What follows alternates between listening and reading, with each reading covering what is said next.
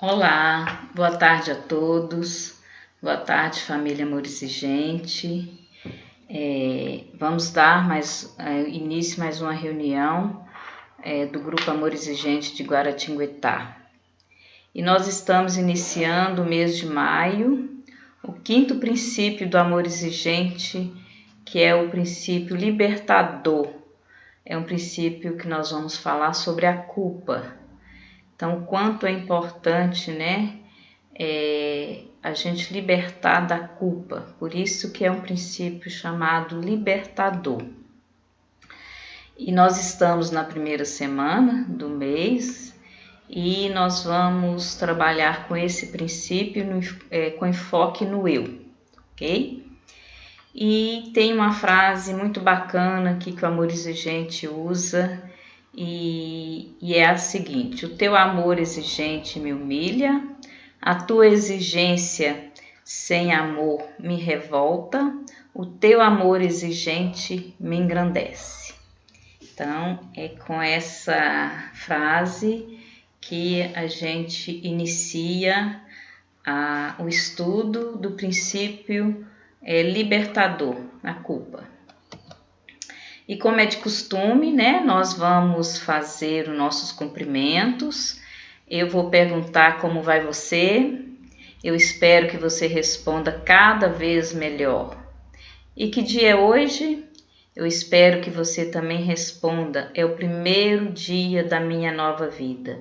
E por que eu preciso responder cada vez melhor, que eu estou cada vez melhor?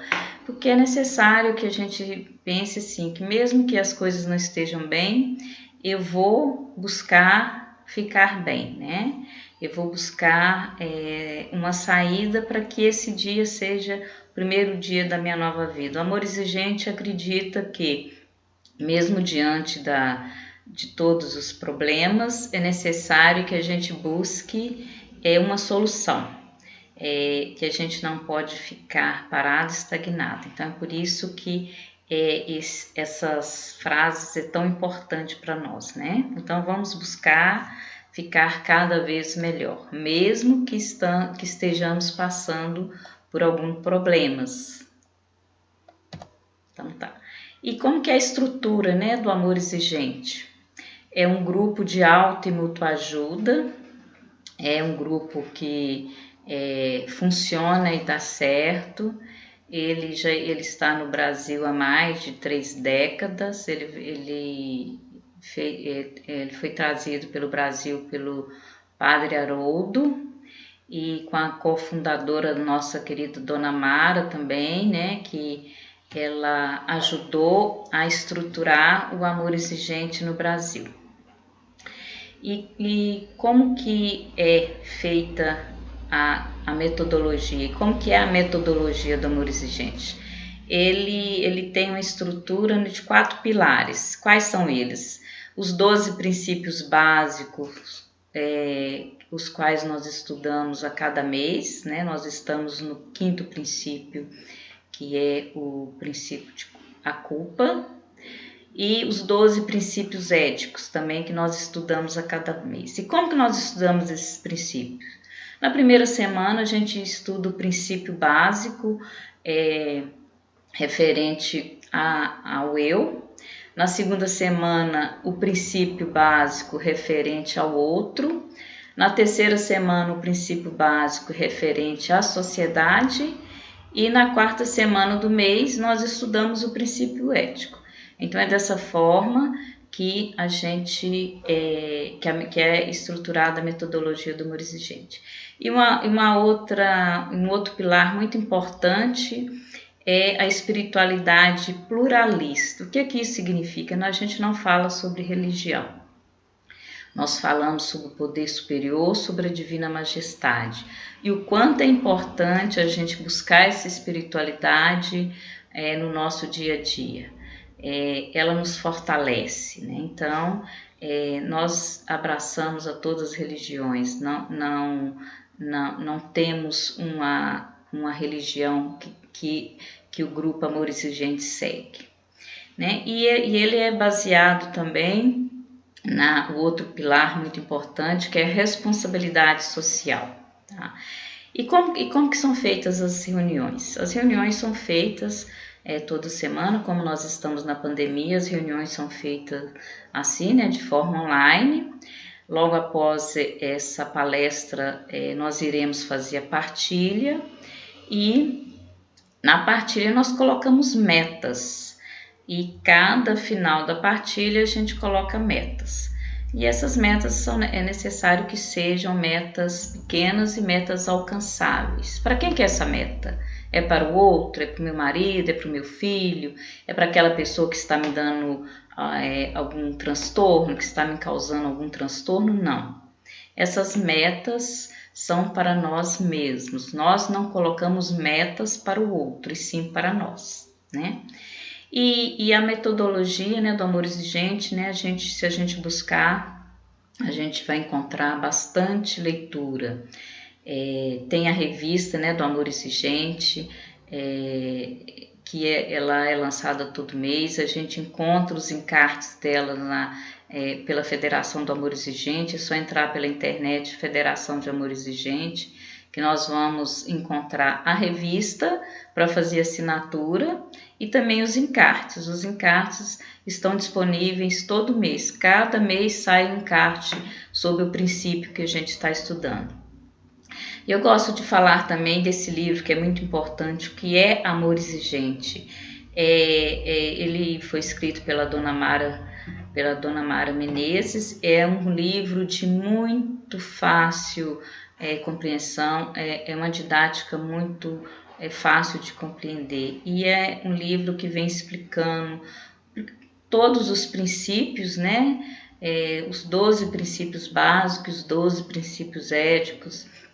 Vem falando também da espiritualidade pluralista. Então fica aí, né, uma dica para quem quiser buscar mais conhecimento sobre o amor exigente. São estas as recomendações, né, de leituras básicas que tem no Amor Exigente.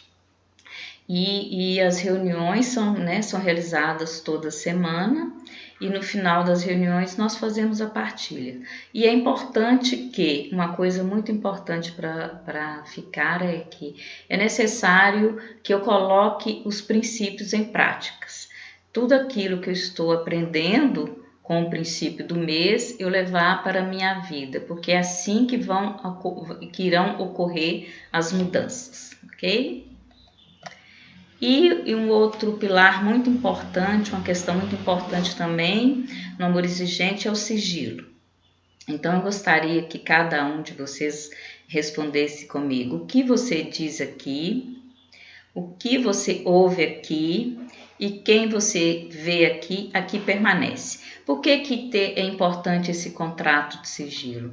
Porque é um momento em que nós vamos partilhar nossas dores, né? Nós vamos falar das nossas dores, das nossas angústias, e é necessário que a gente sinta vontade, que a gente saiba que o que eu falar aqui vai ficar aqui. Então, no momento da partilha, como nós estamos fazendo a partilha online, procurem um lugar sossegado, tranquilo, que você tenha a liberdade de falar, né, das suas dores, e procure também usar um fone de ouvido, que assim vai ficar mais tranquilo, ok?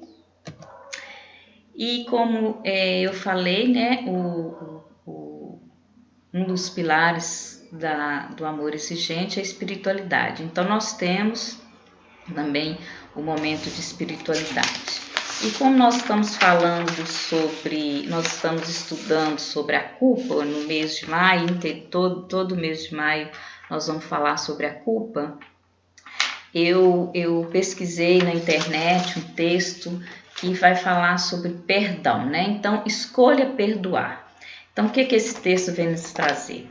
A primeira escolha inteligente que você pode fazer para ter uma vida abundante e melhor a cada dia é a de perdoar. Na Bíblia, o perdão é apresentado como o cancelamento de uma dívida. A dívida é prender alguém a você, ou alguém prender você a ele. condicionando a liberdade ao pagamento da dívida. Deixe-me perguntar, você deve desculpa a alguém? Será que tem uma dívida com alguém da qual precisa se libertar? O que você precisa fazer é pagar o máximo possível dessa dívida. E depois de pagar, o que pode pedir à pessoa que a liberte? É disso que é preciso, é disso que você precisa. Pode ser que algo muito doloroso tenha acontecido em sua vida e você ainda carregue as feridas, sem saber como se livrar do sofrimento. Sabe o que precisa fazer? Declare a dívida como totalmente paga. Assumir para si e para o poder superior que a pessoa que causou o dano já não lhe deve coisa alguma. Ao estender perdão, você será libertado. Haverá uma total libertação dos seus sentimentos, o que afetará seus relacionamentos, suas responsabilidades e até a sua forma de falar.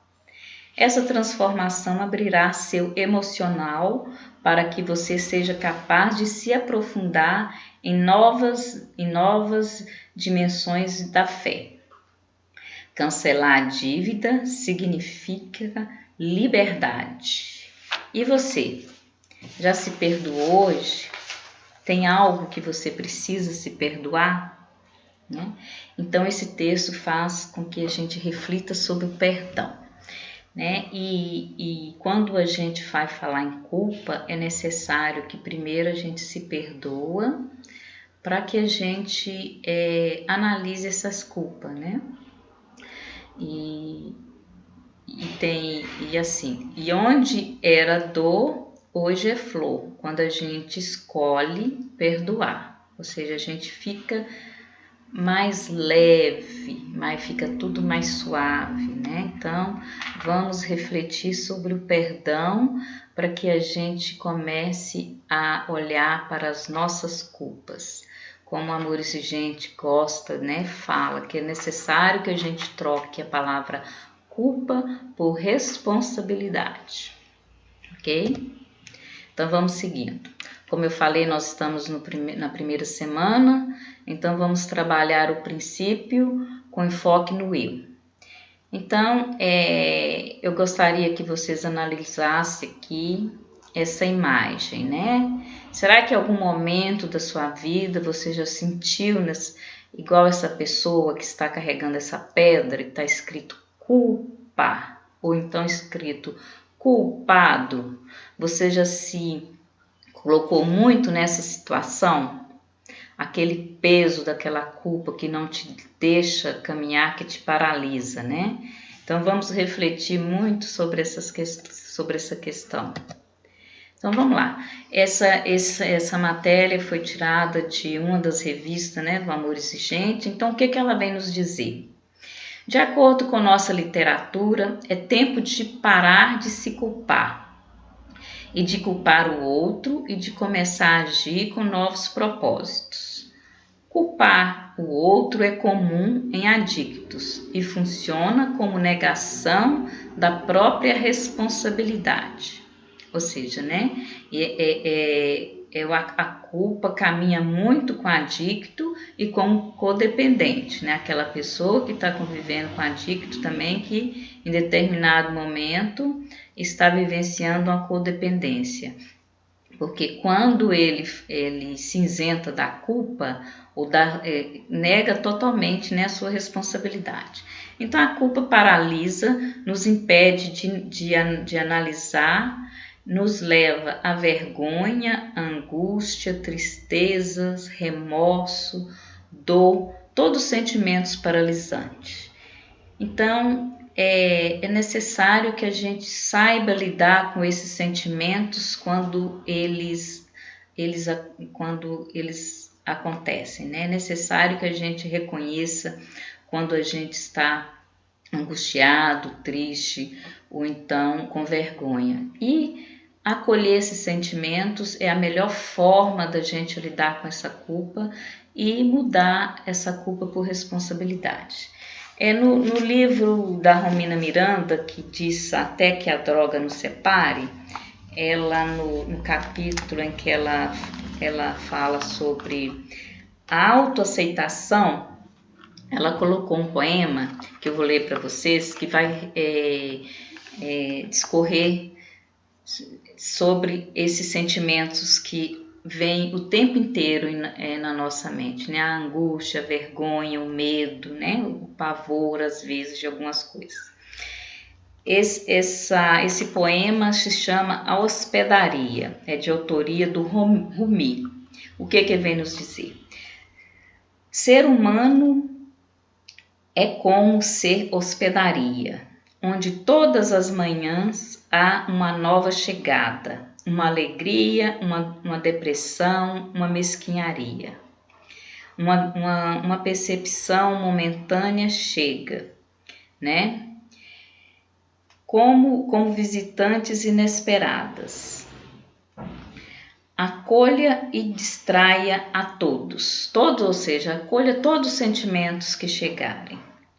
Mesmo se for uma multidão de tristeza, que varrem violentamente sua casa e esvaziam de toda a mobília. Mesmo assim, honre a todos os seus hóspedes. Eles podem estar limpando você. Para a chegada de um novo deleite. O pensamento escuro, a vergonha, a malícia, receba-os sorrindo à porta e convide-os a entrar. Seja grato a quem vier, porque todos foram enviados como guias do além. Ou seja, o que esse poema está nos dizendo? O quanto é necessário, o quanto é importante a gente receber, né, acolher todos esses sentimentos que chegarem até a nós, seja qual for o sentimento, que é acolhendo esses sentimentos, entendendo por que eu estou tendo esses sentimentos, que a gente vai conseguir se libertar, né, principalmente da culpa. Então vamos seguindo. Então, analisar o fenômeno da culpa é interessante e complexo. Afinal, há alguns tipos diferentes de culpa. Há culpa atribuída aos outros e há a culpa que nós mesmos assumimos. Atribuir a culpa de algo a alguém ou a alguma coisa é tão bom. Afinal, se atribuirmos a culpa a alguém, automaticamente, em nosso íntimo, nos tornamos inocentes de qualquer falha. Alguém me fez errar, alguém me levou a essa situação, alguém, né? Sempre alguém que me levou a tomar atitude e não foi eu mesma. Então, quando a gente coloca a culpa no outro, a gente se isenta totalmente, né, da culpa. Em alguns casos, estamos nos vingando de alguém. Culpar o próximo funciona como uma forma de negação, a negação da própria responsabilidade. No entanto, há outro tipo de culpa que deve ser analisado. É a de sentir-se culpado. É o fato de assumir a responsabilidade de fatos ou eventos que não causamos, ou mesmo tendo causado, amplificar nossa responsabilidade além do que deveria ser razoável. Ou seja, aqui, né, a gente pode refletir que às vezes a gente sente-se culpado, mas a gente amplifica muito essa situação. E quando a gente amplifica muito, a gente não vê uma saída, né? Não percebe que tem uma forma de sair dessa situação, de colocarmos como responsáveis e saber que a gente pode fazer diferente. Que naquele momento que eu tomei determinada atitude, era só aquelas situações que que não tinha como eu fazer diferente, né?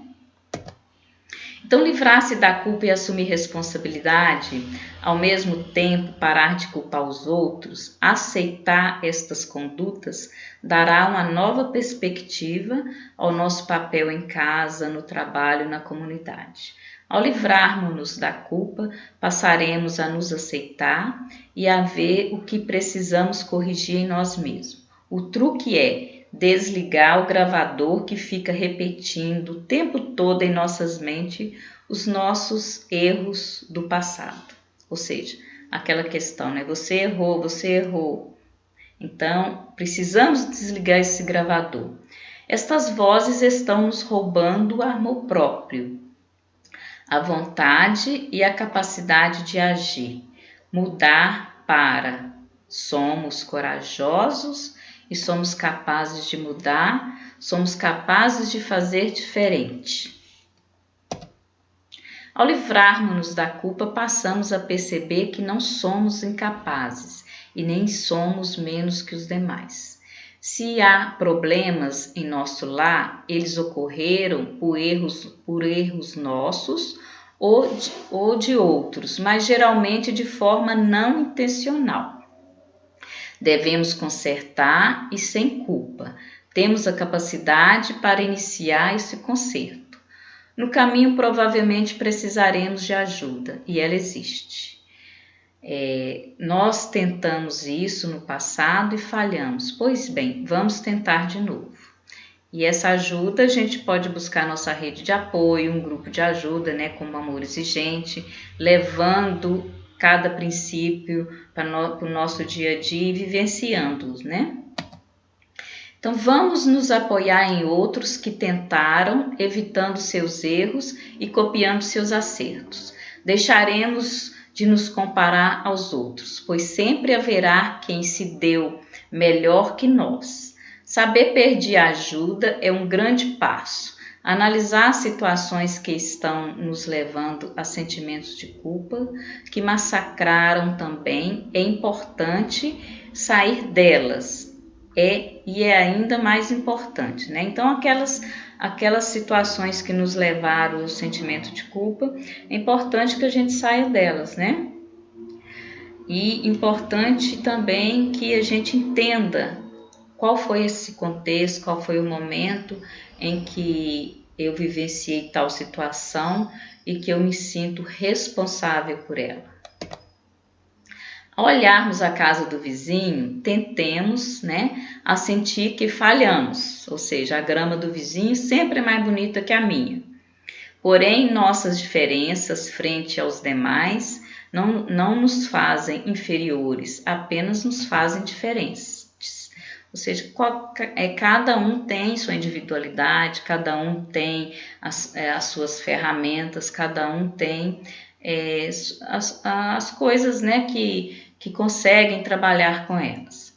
Talvez tenhamos que mudar a receita da nossa culpa, que é o instrumento mais forte a nos amarrar na falta de ação. Então, quando a gente procura se comparar com o outro, a gente precisa mudar, né? Em vez de eu me comparar com o outro, é necessário que eu me compare comigo mesmo. Como que eu estava ontem e como que eu estou hoje? Quais eram as ferramentas que eu tinha ontem para lidar com o sentimento de culpa, né? E mudar para a responsabilidade? E quais são as ferramentas que eu tenho hoje? Então, é dessa forma que a gente vai caminhando e buscando mudanças, né? E para finalizar, eu deixo aqui essa frase para que a gente reflita. Um homem pode falhar diversas vezes, mas ele só será um fracasso se começar a culpar alguém por suas falhas. Ou seja, ou você muda ou tudo se repete, né? Ou você muda ou você vai continuar nesse ciclo aqui, né? Nesse ciclo vicioso, num quadro talvez de vitimização e um quadro paralisante. Então, esse princípio vem nos trazer, nos convidar a nos libertar de todas as nossas amarras, né? O amor exigente coloca que às vezes a gente carrega uma mochila pesada, colocamos muitas coisas nessas mochilas que não nos pertencem. Então, esse princípio nos convida, vamos abrir essa mochila e tirar o que é meu, né? O que é de minha responsabilidade e o que é de responsabilidade do outro. O que for meu, eu vou buscar ferramentas, né? Vou buscar colocar os princípios em prática do amor exigente para saber lidar com essa responsabilidade. E o que for do outro, eu vou entregar para o outro, que aquilo não me pertence, né? Então, fica aí essa questão para a gente refletir em cima, né? Vamos nos libertar. E se entregue ao processo de mudança e evolua, né? É através do processo de mudança que a gente vai evoluir. E para a gente mudar, é muito importante que a gente se liberte dessa culpa, né? É muito paralisante. E como nós estamos na primeira semana, com enfoque no eu deixo aqui essas questões para a gente refletir no momento da partilha. Qual a diferença para mim entre ser culpado e sentir-me culpado? Qual a diferença para mim entre ser responsável e sentir-me responsável, né? Há uma diferença aí, né? De que exatamente eu me sinto culpado? Por quê? Como posso começar a libertar-me dessa culpa e sentir-me responsável? Uma dica para a gente se libertar da culpa, como eu falei, e torno a repetir, é vivenciando os princípios do amor exigente, né? Colocando metas para mim, colocando pequenas metas para que eu consiga mudar. E nada muda se eu não mudar, né? Mais um lema do amor exigente. Nada muda se eu não mudar. O outro não vai mudar, né? Quem precisa mudar sou eu mesmo. Então, eu agradeço a atenção de todos vocês, que todos nós tenhamos uma boa partilha e fiquem em paz e muito boa tarde e até a próxima vez. Muito obrigada. Tchau.